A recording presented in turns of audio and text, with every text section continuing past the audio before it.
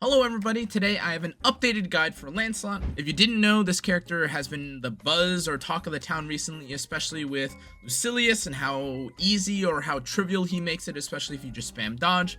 But there are a lot of things that I want to bring up, especially from my initial guide with Lancelot. And there's new text, there's new playstyles, there's new sigils, new builds, everything that I know and have kind of developed through my time looking at Lancelot through 1.1. I do want to announce or establish that I've now opened up YouTube memberships or channel memberships. It costs $1 to pay for a channel membership, and what I'm going to be having with the channel memberships is going to be new emotes, new badges that you have associated with your title or with your name, and ultimately whether that means in the future there are specific channel only posts or channel exclusive things that you can find specifically through channel memberships.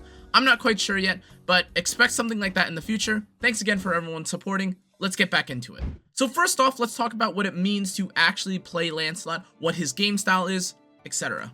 Now, to be clear, you basically have two different ways to play Lancelot. You have the more common, especially right now, kind of playstyle of spamming your twin dance, the hya instantly and over into infinity and piss off pretty much everyone in your lobby. Or you have the more min-maxy, thought out, theory crafted way of playing Lancelot, which involves using his combo finishers, using a lot of his skills, buffing himself up, and doing a lot of damage. Now, ultimately, although you could definitely argue that just doing this for 20 hours straight is certainly a way to beat literally the hardest fight in the game, which is Lucilius, but there's a lot more to life than just holding down the Y button on your controller or holding down right click. Ultimately, I'm not here to argue about which playstyle or which kind of way you want to play, but I will give you a build for both variations in case you're curious. Let's move on.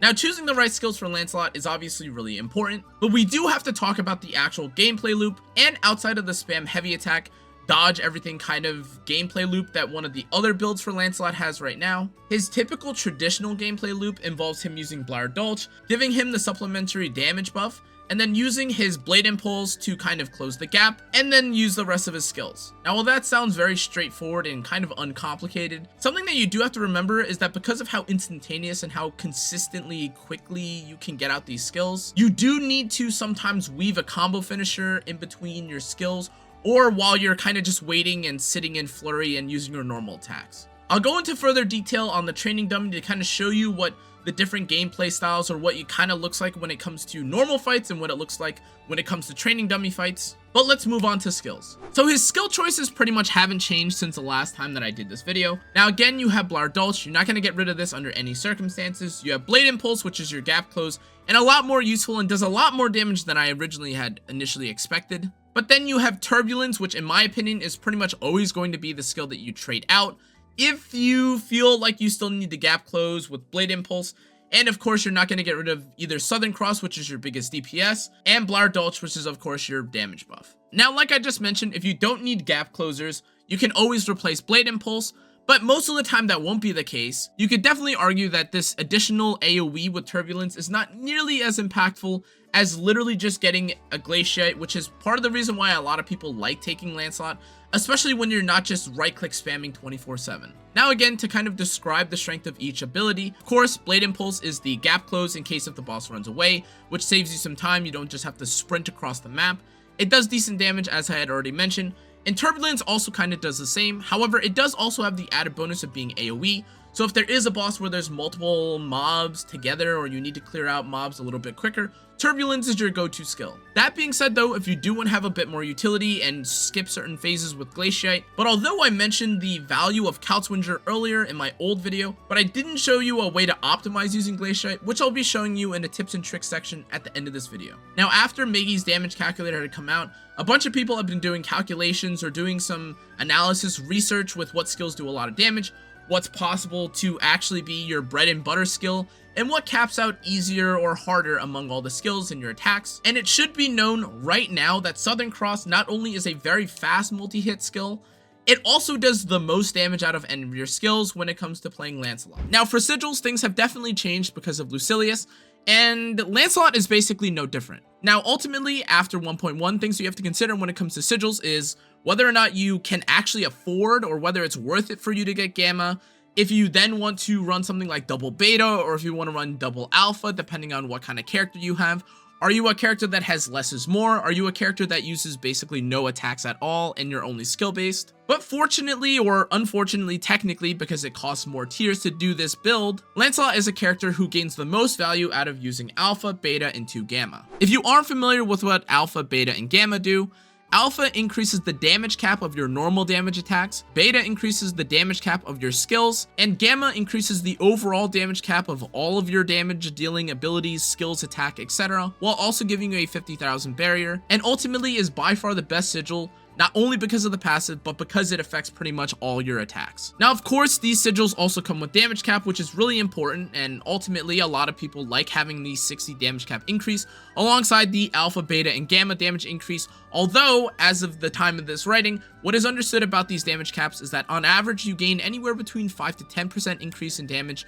when you have these sigils on, but assuming that you are able to fit everything that you want in your build, whether that be evasion, whether that be utility or health, etc., it does mean that you are doing more damage statistically if you have the new Lucilius sigils. To be clear, I definitely understand the argument about not using these, especially with technically how long or how tedious it is to fight against Lucilius, but because there are new ways to now farm for Lucilius, either through Lancelot spamming his right click, or through this new block tech, which I'll include and kind of describe later, it does mean that getting these sigils is definitely not as insane as it used to be. Now for the rest of the sigil builds, of course you have War Elemental. You also have the 3 supplementary damage 5s, which is terribly annoying because I literally don't have a single sub damage 5+, and I literally have like 1300 hours in this game now at this point. And then you want to round things off, especially in a post-Lucilius kind of era, with a Tyranny and Stamina, alongside having, you know, max crit with a crit sigil, and then having combo booster to kind of round out how much damage you do. Now, if you noticed, most people consider Tyranny and Stamina pretty much all you need to damage cap, especially on a character like Lancelot, who doesn't really have that high damage cap, but actually you do need combo booster, because if you do want to use a sigil like Flight Over Fight, you need a way to compensate for the damage, and therefore that's how you're going to find it. You're going to include it, and therefore the way that you end up damage capping is through using combo booster. Ultimately, if you want to use something like Life on the Line, that's also okay, but ultimately I don't really trust myself, and I want to be able to use the healing from Life on the Line. If you also didn't know, there's actually a weird interaction with Life on the Line in the way that I believe Tyranny works, or either Tyranny or Stamina. It's one of those two where it doesn't, you know, it doesn't scale properly. So in that case, and especially because, again, Lancelot's a character that pretty much demands having 100% uptime, it just makes more sense to have combo booster on. Okay, but assuming that you want to do the spam build, which again, I'm prefacing right now, you should really only ever be doing offline and not really be doing online with players. Like, I'm telling you right now, it is a really scummy, like, I'm not advocating for doing this specific strat while you're with other players. Whatever you do in the privacy of your own lobbies is totally fine. If your AI start getting upset at you, well, you can't really blame me for that one either, because I'm giving you this disclaimer. But here's the second build. Now, you'll notice, number one, that I have a +14 alpha, which probably doesn't make a whole lot of sense to you, but it makes sense to me because formerly I thought that I was going to use double alpha, but unfortunately I ended up realizing that I needed alpha beta. But long story short, I still hit the cap, which is 30, and it doesn't really make that much of a difference. As you can see here, I still hit the 30 cap, but instead of being 32, I'm now 31. But if we go down the list, the actual major change that we have here is that because you are very frequently with the AFK strat going to be losing out on your total health bar, and it's going to get lower and lower and lower, what you actually gain more value from rather than taking stamina is actually taking enmity. If you aren't familiar with what enmity does, it says that it boosts attack based on how low your health is, and if you've ever failed the transition phase with all the orbs where you have to break the orbs or step on the orbs, you get reduced down to 1% health. Now, outside of those specific changes, there isn't much to change when it comes to this build, and ultimately, in general, if you do want to do this playstyle, it's less about your damage because sometimes you'll end up just hitting like a wall or something and not hitting the boss at all, and it'll be more about your AI to really do the heavy lifting. Now, ultimately, I do want to give a bit of a PSA for those of you that have probably been grinding for hours upon hours and are trying to figure out what the ideal end game build is when it comes to Lancelot, especially if you're chasing for something like Flight Over Fight Plus, Glass Cannon Plus, Sub Damage 5 Plus. So if you just take a look at what I have access to, or what I don't have 5+ of, we actually have convenient slots for 3 traits in the form of 3 sub damage 5+,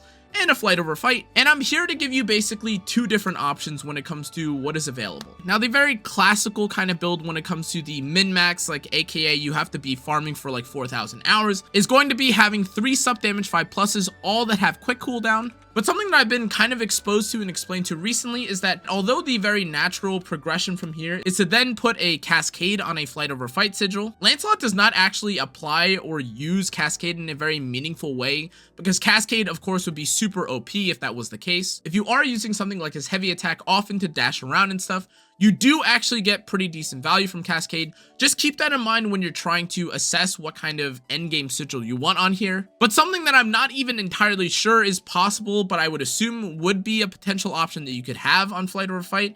I apologize, guys. I've never seen one myself. I'm still waiting literally for a sub damage 5+. A single one after 1,300 hours, by the way, is going to be Uplift. Now, of course, having Uplift as one of the most insane SBA chargers in the game is huge value. But then we have the conversation of the imbues. Now, of course, having 10 crit is just mandatory if you want to be 100 crit. But if you're looking for the additional traits on your right stone and what is actually worth it and what isn't, running 5 Cascade, assuming that you have access to a flight over fight with Cascade, is going to be ideal. But again, you have to keep in mind what I mentioned about how you apply Cascade or how it works, which leaves you with the 7 secondary trait. But ultimately, this is kind of up to personal preference. I've seen great arguments for something like Stun Power, or you could even use it on something like Link Together. Either of these are fine. Now, in terms of mastery, nothing has really changed since 1.0, but I would say that in terms of best in slot now, there's definitely huge value from having stun power as opposed to just having flat attack or trying to get SBA damage cap up. Again, with new information being found with something like Maggie's calculator, you could now argue that instead of stun power, you could definitely get something like SBA damage increase. But because we found out that it is either ridiculous or just not worth it for you to actually cap out on your SBA damage, there's basically no reason for you to take the SBA damage cap up, as opposed to either just taking SBA damage raw increase or just taking stun power. That being said, in terms of priority, I would definitely say that having max crit is definitely more important than pretty much anything else that you could find on here. But max crit alongside, I would say max skill damage cap up is actually more important than maxing your normal attack damage. And the reason for this is because I had a damage parser that kind of went through and saw how much damage I did with each of my skills and my attacks, etc. And as you can see here, the normal attacks or the normal attack damage that I have here is in the form of Stiller Glance. I didn't even know that's what the name of my attacks were. But as you can read through this little description that I have, 63% of Lancelot's damage comes from skills and around 36% comes from normal attacks. And all of this, or the calculations of the stats, is of course done after excluding stuff like link attack or even supplementary damage. Now again, in terms of raw damage, how much you actually gain from doing skill damage or normal attack damage, the percentages are about 40%, which comes from Southern Cross, Turbulence, and Blade Impulse. And for normal attacks, we calculated it to be around 23% worth of your actual damage that is specifically coming from normal attacks. Now, obviously, the percentages can vary up and down based on fight and what you're doing, but generally speaking, if you are doing over 60% of your total damage, not including supplementary damage, like I mentioned, you can see why there'd be a bit more priority on skill damage cap as opposed to normal damage cap. I do want to warn you, though, that if you're reading this or seeing this and using that as your sign to now run double beta instead of alpha beta, the scaling of alpha and beta in the later stages is actually way worse than the first 15 levels when it comes to both of these sigils. So ultimately, although this is more skewed towards beta, there's no reason for you to run double beta, even though you technically do more damage split with it. Even though you technically do more damage share with it. Now again, in terms of weapons, you kind of get the gist of it. Nothing has basically changed at all since the last time I did this. I did awaken my Ascension weapon here because I actually like the way that they look when they're ascended or when they're glowing. So that's pretty much the only thing that has changed since the last time I recommended weapons. But ultimately, again, if you do want to use your Ascension weapon early and you want to gain some of the Sigil booster and the damage cap and the additional attack early on before you get Terminus weapons, that's totally fine. But I think at the time of this writing, a majority of players, I think, are now understanding that Damascus Knife or the Terminus weapon is just not that is just not that hard to farm out, especially if you have AI or have people help you farm it prior. If you are playing a lot of these things by yourself though, you could definitely make the argument that upgrading the Ascension weapon for Lancelot, or for any character for that matter, would make decent sense, especially because you have nothing to carry you or you don't have anyone to help you out with your fights. Otherwise, if you don't want to invest into the Ascension weapon, on average though, if you aren't going to be using the Ascension weapon, I would either say that running the critical rate and critical damage weapon, or even the stun power and link together weapon is definitely usable. It just kind of depends on what you have, what kind of, setup in terms of your build you have. But ultimately, all the min-maxing doesn't matter since all of them need to get upgraded, and even in terms of Mirage munitions, there's pretty much no way to actually waste these because you get infinite amounts of them. So don't worry about it, you can remove the munitions. The only thing you have to kind of worry about is if you get the perfect right stone early. You should definitely not waste or imbue your right stone on a weapon you're not going to be using later.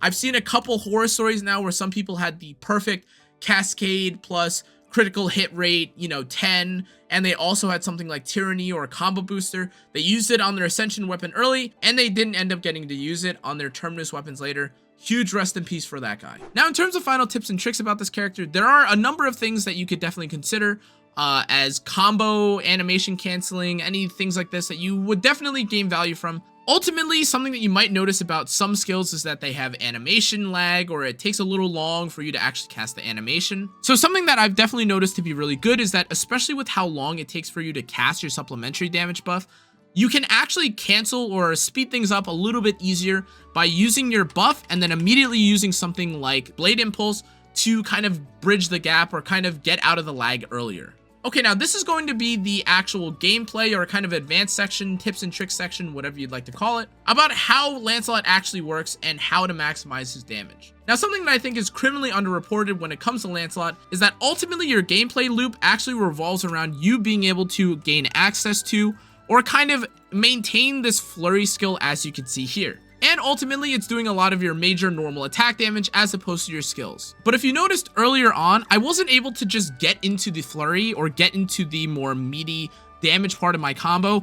If you are just raw manually getting to the flurry, you'll notice right there that actually you have to do a few additional hits to kind of build into this combo. Now, as you can see there, the build-up hits are definitely a DPS loss because you aren't immediately getting into the flurry. So the first big major revelation or kind of thing I'd like to inform you about Lancelot is that when you use a skill, you actually immediately gain access to using your flurry immediately after. Now, on the topic of really annoying slow animations, let's talk about the supplementary damage buff and your Glaciite. Now, again, everyone loves getting into the flurry animation very quickly and no one likes doing any buildup or any lag. But something you probably noticed if you've ever played Lancelot is that when you open up with your buff, again, you don't gain anything and you instantly have to just go into this slow animation. It's kind of annoying. The skill itself already kind of has a long animation and you don't want to be sitting there while the boss is, actively hittable or uptimable. So how do we fix this? Well, thankfully, there's actually a very good way to kind of cancel out all the animations, and that's to use a skill like your Blade Impulse or your Southern Cross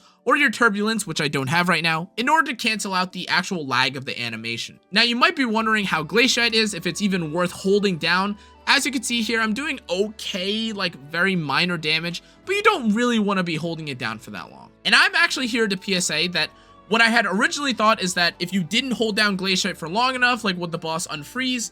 The answer is no. So again, now what you can do actually is tap out your Glaciite to immediately get the Glaciite proc, and then immediately cancel the lag behind the animation because it takes quite a long time, and then use a skill like your Blade Impulse, use something like your Southern Cross, or use Turbulence to immediately get yourself out of any initial animation lag and have to worry about getting into flurry, instead of doing something like Glaciite into now these weird build-up attacks. Now, you basically learned how to play 85% of Lancelot, and if you do the things that I just mentioned right now, on average, you'll probably be better than, I'd probably say 95% of the players that actually play Lancelot, especially on matchmaking, who are just kind of playing the character for fun. No problem or no beef with those players, that's totally fine. But something that kind of pushes you above and beyond when it comes to Lancelot is actually the timing of when you use certain skills relative to your link time, and also starting to weave combo finishers into your skills. And now, if you're someone that does use training dummies, something that you'll definitely see great value from is that while you are gaining stun power and it looks like you can now immediately use your link attack and continue with your combo, As you've noticed right there, not only did I knock up the dummy, which is annoying specifically for the dummy run, you'll have noticed that actually you have to kind of land and then go into the link attack, which is kind of annoying in terms of continuing your uptime. Now again, while this might be a more specific to training dummy runs, and you could ultimately kind of just turn off the dummy from getting knocked up anyways, something that I found to be really helpful is actually timing it so that instead of doing your link time first, you actually do your turbulence first, and then while you're in the air or while you're kind of hitting the ground and you have lag otherwise with turbulence, you then immediately link attack to throw yourself back into the air. And following a link attack, you actually gain access to flurry as well, which means that in terms of timing and stuff, you're not missing any uptime, you're not hit with any weird, low damage output while you're trying to get back into flurry. Now, in regard to combo finishers, this is, in my opinion, one of the most slept on, underrated, or not really talked about things when it comes to characters, just because for certain characters, it looks like you could just auto attack forever and then just use your skills off cooldown. But actually, if you want to be at the very, very tippy top when it comes to a character like Lancelot especially, you are going to have to use a lot of your combo finishers to kind of maximize your damage.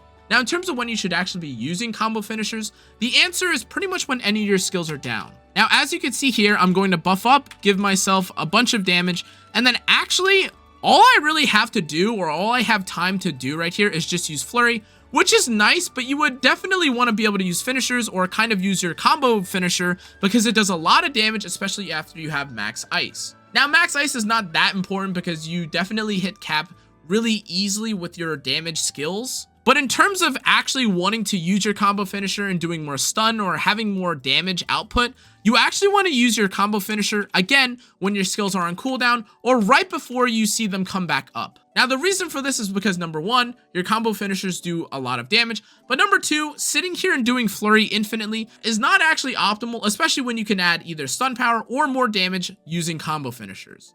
Now, mastering this is definitely a little bit tough. And in actual fights, you may definitely not have time to use combo finishers in between your skill weaves or anything like that. But I figured that it was really important to mention that if you are in between skills and it doesn't feel like you have anything else to do, definitely consider using your combo finisher in combination with or right before a skill so that you don't end up having this dead air where you have to rebuild your flurry or rebuild to get to the point where you can flurry. For reference, what I mean by that is that if you do end up randomly using a combo finisher without a skill, as you can see here, there's no way for you to then get back into your actual combo. That's going to be it for this video though, guys. I hope you guys learned a lot from this. I've spent a lot of time playing Lancelot. I know I'm not the most insane player when it comes to Lancelot, but I've definitely played enough to say that I've got a decent idea when it comes to how to play the character. If you enjoyed this content or more content like this, guys, and you've made it this far in the video, thank you so much. I appreciate it so much. If you have any ideas for character video ideas, anything that you want me to cover when it comes to not just Grand Blue, but anything, feel free to comment it in the comment section below. Thank you again for everyone that number one has been watching and supporting all the different content that I do. But again, I will see you on the next one. Make sure to check out the rest of my socials. As I mentioned before, guys, I have now opened up memberships. I appreciate everyone that supports. I hope you guys have a lovely day. Stay safe, stay healthy. Adios.